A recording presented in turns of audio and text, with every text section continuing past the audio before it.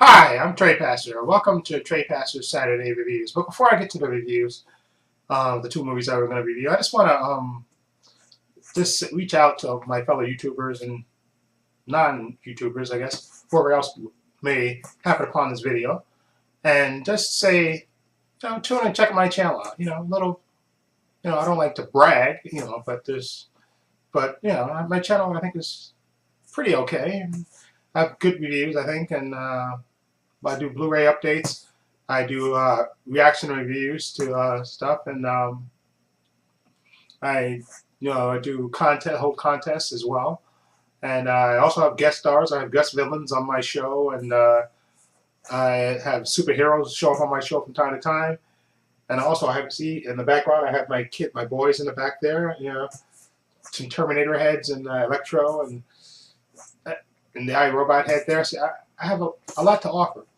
And not to name drop or anything, but I'm kind of good friends with somebody that's pretty important. Okay, I don't really want to brag about this, but about this person I know. This person's kind of famous. In fact, he's kind of world famous. And I'm not going to even mention his name. I'm just going to politely pull up his picture, a personal picture of me and him together, just to let you know that I do have a little stroke. Okay, so take that in mind when you're just tell your friends to subscribe to my channel. Just because, like I said, I know important people.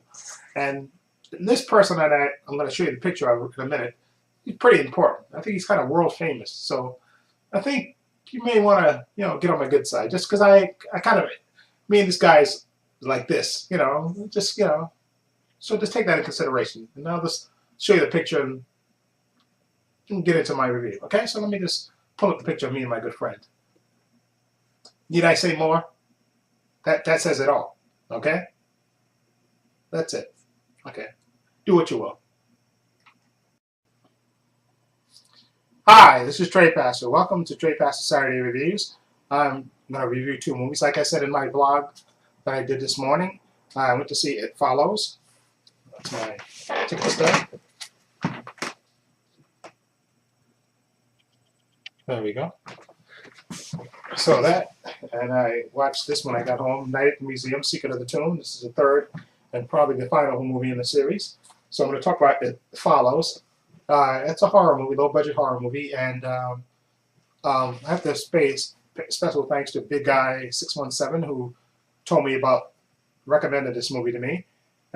Low budget, I think it was limited release, and now it's a wider release. Okay, and it's basically the story about a young woman.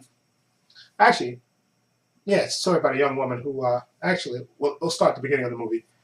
Excuse me. The story. Basic story is about a young woman who was like a normal, college age, I think. And she has a sister, and she has her friends, and she's has a little older boyfriend, and she has a sexual encounter with him one night while hanging out with him, and then he basically, I guess this is a little spoiler. So that's why he kind of chloroforms her, and basically, like, which you can see in the trailer, he tells her, "Listen, after we had sex, there's this." Basically, tell her this is a mysterious force that's that you're gonna see. It was passed on to me, when I had a sexual encounter. Now I pass it on to you, okay? And he basically, tells her that, and of course, at first, of course, she doesn't believe it, and then, of course, she starts seeing this mysterious person who could take any form, okay, and only she can really see it, and it will come for her, okay, and basically, of course, she freaks out at this, and she tells her sister and her friends, and the rest of the movie is basically them trying to fight this force that's coming for her, and this movie is like, it has, it's low budget. It kind of has a sort of an 80s kind of horror film feel to it. The music and some of the shots and the way it was shot, and it was actually pretty good. I liked, except for, especially like I said, for the low budget, and it has its creepy moments and stuff. It was actually pretty good. I liked the movie for the most part. Okay, it was unusual. It had, didn't have a lot of jump scares in it, but it did have a lot of tense moments in it. Okay, and it was pretty good. Like I said, you had your heroine or the lead actress. I thought was really good in this. It's her, and then you had her sister, and then you had like a friend of them, and then you had a guy friend. Actually, I think you had two guy friends. One guy was a neighbor across the street. I think he was a little bit older than her, and then she had like I guess a best friend, guy friend who you could tell had still was kind of crushing on her, and they basically have to fight this force, and they do all kinds of these things and try to solve it. They even try to find the guy who gave it to her. Okay, they even try to pass it along to other people and stuff, and it's really, like I said, very well done for the amount of money that was spent on it, and it did set a nice atmosphere to it, and I liked it for the most part. Like to the ending, I wasn't crazy about it, but I liked it for what it was. Okay, and like I said, it had kind of an '80s feel. I liked the music that they used in some of the shots, especially the shots when they're driving and stuff. It gave it kind of this '80s feel to it, which helped, and it was creepy. And like I said, the lead actress I thought was really good. She's really good at. You felt her terror, her absolute terror at having this force that was coming after her. Okay, and anyway, again, I'm gonna give this. It follows a 7.5. I thought it was really good and really well done, especially for the low budget. It was a nice, nice original tale. I liked it. Okay, 7.5. I definitely recommend it. Okay, now the next movie that I saw when I got home is Night at the Museum, Secret of the Tomb, and basically, Larry, Ben Stiller's character, he's the head of the museum. Not the head. He's still technically the head of the night shift, and they're doing their thing like it's in the previous movies, and then things start to go wacky. Okay, basically what happens is that the tablet that they have, the golden tablet, that you see right there, that this kid has, it starts to deteriorate. Okay, which causes that all the items in the museum to start acting wacky, and basically they have to find, they do a little research. Larry does a little research to find out the origin of the tablet, and they actually do show you that in a little preamble before the main story starts of how the tablet was found, how it was found originally. Okay, and then they jump ahead to the present time, and then Larry has to basically he has to find the prince right there, the prince's parents, because they find out after doing a little research and actually going back to the original guards that were in the museum. Dick Van Dyke's character, who was in the first movie.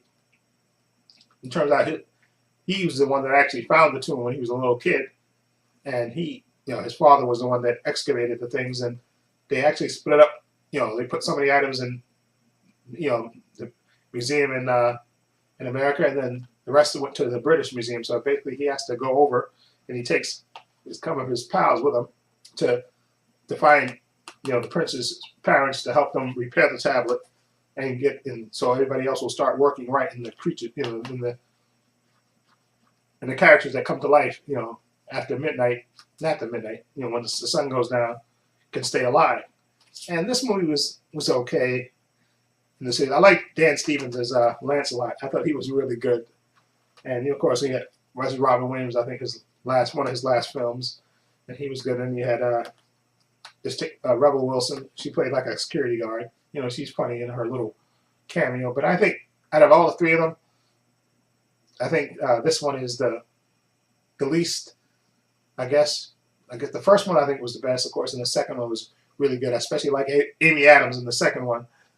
And this one had its moments. Nothing crazy, but it did have Ben Stiller actually playing a two parts in this. He was actually, caveman, and everybody, of course, noticed the great resemblance between him and the caveman, which was funny in itself. And like I said, Dan Stevens was great as Lancelot, who helped them when they got to the British Museum and stuff.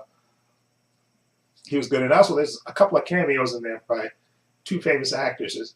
An actor and an actress, which I thought was funny too. Their cameo was funny in this, but this is just okay. It kind of wraps up the series in a good way, in a way, because you also have the little subplot Ben Stiller's character, Larry, trying to convince his son. Son doesn't want to go to college right away, and he's trying to convince his son to go to college and stuff. And it was okay for the most part. Nothing special. Like I said, if I had to rate them, I guess the first movie would be the best one, and then the second one, and then this one would bring up the rear, I guess. Okay, so this was just okay. So nothing special, nothing great. Like I said, Dan Stevens was good in his part, and Rebel Wilson, but nothing you haven't seen before. Okay, and so I'm going to give Night at the Museum I'm going to give it a 6.5. Okay, I give it a 6.5. It was okay. Like I said, nice way to wrap up the series, but nothing great. Okay, nothing like you haven't seen before. So again, 6.5 for Night at the Museum. It Follows, which I really liked, a really nice horror, low-budget horror movie, which actually had a nice premise and good acting from the lead actors. I thought, nice original story and nice atmosphere. Okay, I'm going to give it a 7.5 for It Follows. Okay, so that's my reviews of those two movies. Let me know what you think. Feel free to leave comments down below. This is Trepacer saying so long and take care.